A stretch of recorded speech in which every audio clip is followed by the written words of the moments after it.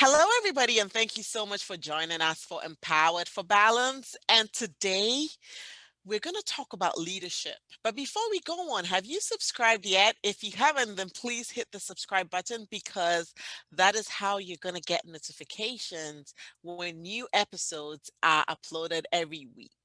Today, I have Miatta Hampton joining us, and today she's going to talk about leadership and the type of leadership culture we should cultivate as high achieving women or as women in leadership so that we can eliminate burnout and reduce our stress levels. Hi, Miatta, how are you? Good. How are you, Alma? Thank you for having me. Yep, and thanks for coming. Can you tell us a little bit about you, who you are, what you do? Absolutely. So a lot of times in business, even as a mom, as someone still working a 9 to 5 and trying to create a business, oftentimes the things that are focused on most in business is that you're taught to create your colors, your themes, your logos, your websites, landing pages, your automation, and creating that almighty lead magnet and all the other stuff that goes with business creation. But very rarely do we ever talk about leadership branding and leadership culture. And that Yeah. is exactly what I do. I am the leadership culture strategist. For those of you who don't know me, this is your first time meeting me. I am Miatta Hampton of miattahampton.com. I'm a wife, I'm a mother, I am a ministry worker, I'm a 9 to thriver. Um, and I am just so excited to be here. Awesome, awesome. I'm so happy to have you join us, and I'm excited about what we're going to talk about today because you're right. A lot of times we are so busy doing all the other things, and we forget that our culture, our leadership culture, is also very important for our business. So tell us, what is leadership? Let's just create some form of background here. To you, what does leadership culture mean to you? So leadership culture is it's your beliefs, it's your behaviors, it's your patterns, it's your practices. And your leadership branding is just essentially your reputation. A lot of times when you are building a business, people want to get to know you, who you Yeah. are. So anybody is a leader. A mother is a leader. If you have children, you're a leader. Just because if you're working in the mailroom, just because you're working in the mailroom and you don't have that title or that position, that does not mean that you are a leader. Any person that has the ability to create positive impact and to influence others, and you have people following you, and you have people patterning themselves after you, that makes you a leader. So, if I understand you, then any person who has people following them or who has people that she needs to kind of like manage and create a pattern for them to follow is a leader. What are the different types of, leadership styles that you see in your work with the people that you work with? So there are multiple types of leaders, but we'll just briefly talk about the four. So there are four types of leaders that we'll discuss, and that is the servant leader. You have a transformational leader, you have a laissez-faire leader, and you have a transactional leader. And if you were to measure these leaders on a sort of like a pedestal, you would say the servant leader is the highest form of leadership. And that's Mm-hmm. because the servant leader is a selfless leader. It's all about the people that they are leading, and they lead with their hearts. They lead with authenticity. They lead with empathy. They lead with compassion. So those are all qualities of a servant leader. They have effective communication, and they believe in leading holistically. So when they lead, they're leading in order to serve the mind, the body, and the spirit. Yeah. And if you look at a transformational leader kind of echoes a servant leader, but the transformational leader's main mission is to take someone from point A to point B. They're very strategic, they're very goal oriented. So you may have an issue or a problem that needs solving. The transformational leader will say, okay, where is it that you want to go? Where is it that you want to be? Let's develop a plan and let me help you get there. Mm. And then you have the laissez-faire leader who does not they allow, they believe that the people that they lead, or the team that they lead, are fully capable of any task that they have been given, and they kind of leave it up to them to kind of make the decisions, as opposed to your servant leader or your transformational leader. They more or less kind of give guidance, and the laissez-faire leader does not, just kind of lets people do whatever it is that they're going to do, and just kind of hope that all the pieces fall in place. And then Yeah. the last one, which is the transactional leader. The transactional leader is incentivized, and it's based off incentives. So if you do this for me, I'll give you this. Yeah. Um, yeah. So those are the four types of leadership. Mm, mm, yeah. So I'm happy you mentioned the servant leader, because I know that a lot of the people who watch this show and listen on the podcast are usually people of faith. And usually in our churches, they talk a lot about being a servant leader. Um, but as women in leadership, is that the best type of leadership for us? Because if we're going to go hands on and do everything and try to be involved in everything hands on, um, is that not going to affect our stress levels? Absolutely. A servant leader for anyone is, I would consider, the highest form of leadership, and it is what we all should strive for, if at all possible. But part of your leadership culture is your work-life balance. So Yeah, as a mom, as a wife, as a non-to-thriver, as an entrepreneur, as someone in ministry, work-life balance is essential. And so yeah, that, with having that work life balance, you have to be sure that to surround yourself around good people, surround yourself and build a team. That's the other part of leadership, is you have to build yeah. a team that is capable, so that you are delegating and you're not handling all these tasks. And there are things that, you don't necessarily need to be doing that someone else could be doing. So yeah. Mm, Yeah, I'm happy you mentioned building a team and delegation. And it's funny because that's one of the things that a lot of us women have a problem with, because we always want to do it all by ourselves. And I don't know if it's because we don't trust people. So how can we delegate or build a team that's effective, and that way we don't get burnt out and we have that balance as leaders? So first off, when you talk about being a servant leader, and you talk about being in ministry and having a Christian based community, the first thing is you have to understand your gifts and your talents. You have to know your spiritual gifts. And as a leader, the leader has to be able to put people in positions according to their spiritual gifts, not Yeah. according to their charisma, not according to I like you, because a lot of Mm, people have been ordained to be in positions that aren't suitable for them. And as a result, they are suffering from things like burnout and stress. And so, if you are placing people in positions according to their spiritual gifts and pairing them with people according to their spiritual gifts, because here's the deal, our spiritual gifts complement each other. Not yeah. every one person, there's only one person that has all the spiritual gifts, and that's God. And so we know Mm, that we're not Him. So there's some things that we know that we can't do. So anytime you're building a team, you want to first off, you want people who are positive, yeah. right? You want people who are positive. You want people who are going to be able to drive your mission and your vision. But Yep. part of being able to drive the mission and the vision is that they have to understand the culture that they are in. And as Mm, the leader, it is the leader's job essentially to curate that culture experience and to keep people tied in, because it is the mission and the vision that leads the organization, but it's the culture that drives the organization. So when yeah. you are building a team, you have to build a team with people that have the right spiritual gifts. So even when you are looking to hire people, you don't necessarily want to hire people for skill. You want to hire people for heart, because skill I Yeah. can teach you. I can't teach you that. I can't teach you heart. I Mm, can't teach you empathy. I can't yep. teach you how to be compassionate. So you Mm, want to hire people for heart. You want to hire people that have the right spiritual gifts, and put them in the right place. And one more thing, I think a lot of times also what happens is that we position people in the wrong position. And then as leaders, we get upset because things aren't done, or tasks aren't completed, or whatever vision we have for our business, our organization, they don't go the way we think they should go. But the problem is probably that we didn't position these people in the right space. So Yeah. yeah, so you have there are four types of people that you should have on your team.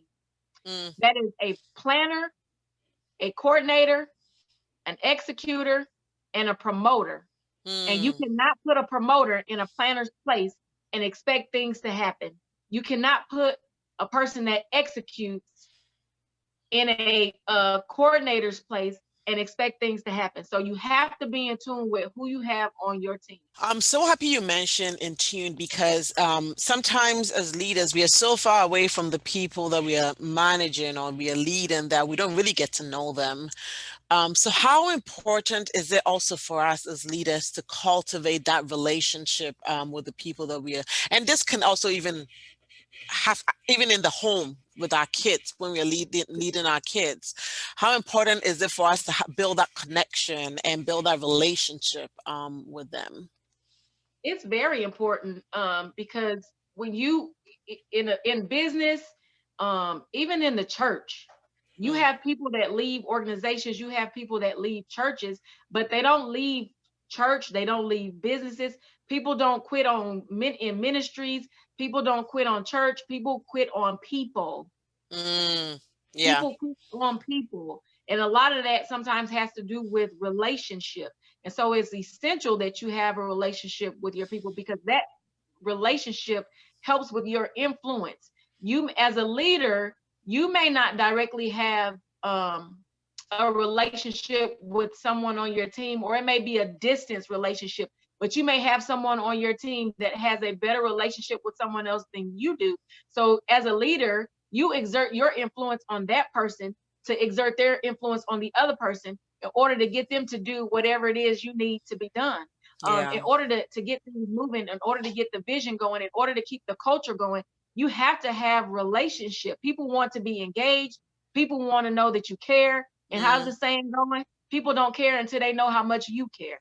yeah, yeah, that's true. So now let's bring it down to busy women, women and women who are managing different things. So maybe they're leaders at work or in their business, but when they come home, their wives, their moms, maybe they serve in the church, how can we have that balance so that we can know our place in all these different places that we find ourselves in? Because sometimes it's hard when, for example, you're a leader in your workplace and then you come home and it's hard for you to assume a different role as the wife, So Absolutely. how can we get to that place where we know how to accept the different roles that we play, even though we are leaders in our workplaces or in our businesses? So I will say there are 5 tips that I use to create work-life balance. Yeah. And the first one is to have set work hours. If you are an entrepreneur, have set work hours and Mm, stick to it. mm, Create a start and stop time. Say, yep. this is the time that I'm going to do X, Y, and Z, and this is the time I'm going to stop and stick with it. Mm, That will help you prioritize your time at home and make sure that you are giving your family the time that they deserve and the time that they need. The second one is to prioritize and manage your time, yeah. right? By locking it in, is if it's so you have to look at, is the thing that I'm doing, is it essential and is it pressing? If Mm, it's something that's not essential and it's something that's not pressing, we can move that to another day. So something that I utilize with managing my time and prioritizing is block timing, right? So oftentimes, if you look at someone's planner, and you look at the time, and it's 9 o'clock, 10 o'clock, 11 o'clock, 12 o'clock, and so on and so forth. Some people have something written in for every single hour, yeah. and that could be very difficult for people. And so the best way to manage your time is by using block timing. So say from 9 to 11 o'clock, I'm going to open up emails. And then from 11:15 till about 2 o'clock, I'm going to work on social media stuff. And then if you have any meetings, sometimes you might want to make the meetings the last part of your day. So you may say from 3 to 5, I'm only taking business calls. I'm only going to do meetings. That will help you maximize your time and use your time more wisely. Mm, The third thing is what I said before, planning. Take time to make time. So you have to yeah. make time for yourself. Schedule regularly time off. Schedule self-care because you are no Mm-hmm. good to anyone unless you take care of yourself.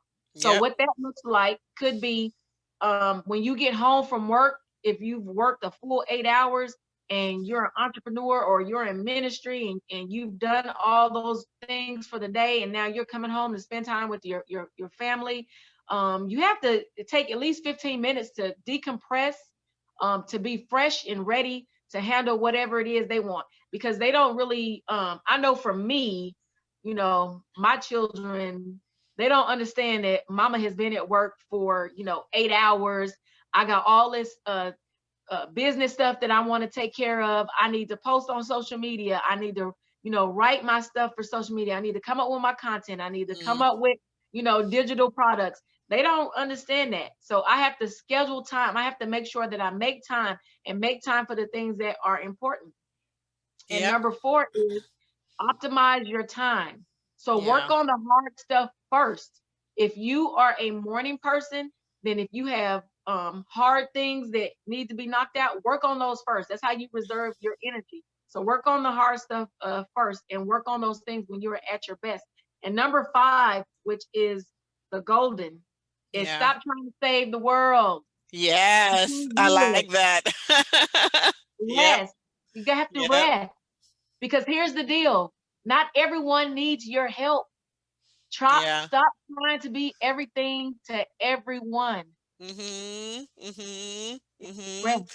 Yep. I do. I really agree with you with that because sometimes we are so busy trying to save the world and we think that, you know, doing everything for everybody is going to make us worthy, or that's what makes us worthy, or that's what makes us leaders or strong women, when in reality, that's rather Doing weakening everything us. for everyone is just gonna burn us out. Yep. Yeah. Yep. So I do agree with you on that. That's very, very important. Self-care is very important.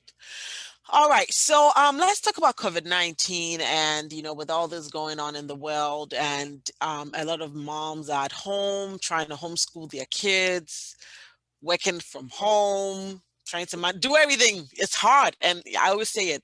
A Yeah. lot of Mhm. moms never thought they would get to that place that one day they have to homeschool their Homeschool. kids. Yeah. So what do you have to tell that mom out there, who is trying to serve her company or serve her workplace Mhm. and serve her home, serve her church, serve everybody?